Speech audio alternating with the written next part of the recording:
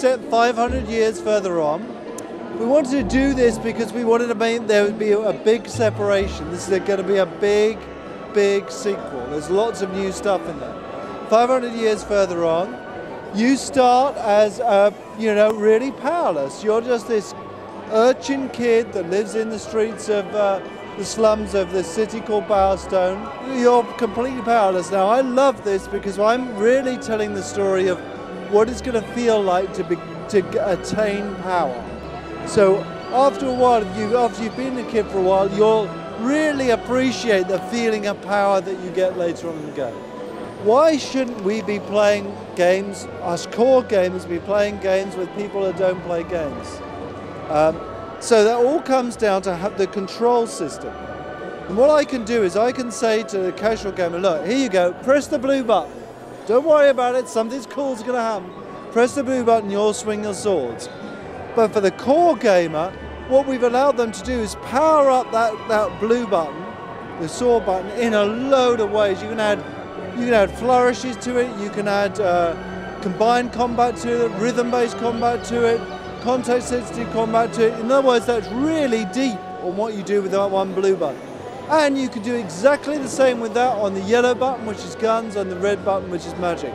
That means that core gamers are really going to be configuring their own system of combat, which is very cool. We allow you to walk into a cutscene and watch it, or a lot of them you can just walk away.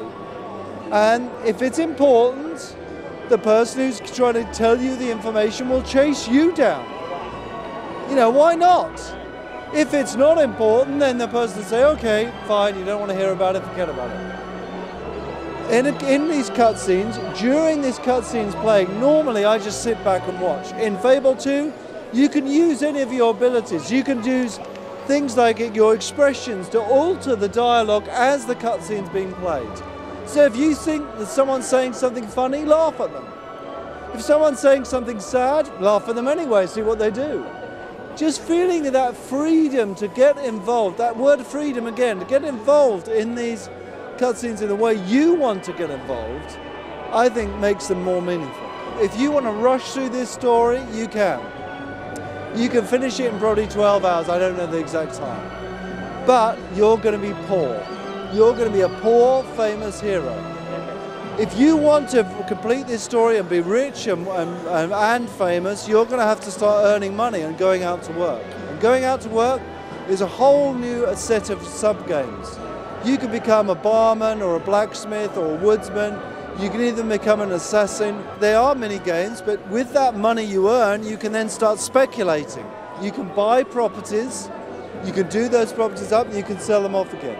You can buy shops and become a shopkeeper. You can buy houses and rent them out to people. We really allow you to speculate and accumulate. There's another whole arm to Fable. Your hero can end up being about 8 or 9 foot tall, built like Arnold Schwarzenegger, only doubly so, massive horns coming over your head, this power streaming through your veins, really looking like this cool hero. But you're going to have to work on for that. That is something that only highly skilled players will get. The Morph thing really ramps up and up and up and up. And I really want people who complete this game not to have seen all the morphs that are there. When I design things, I really think, what do I want the player to experience? And it's just simply with Fable 2, I want this to be one of your favorite games of all time. And it to be one of the most dramatic stories. And that really means something to me.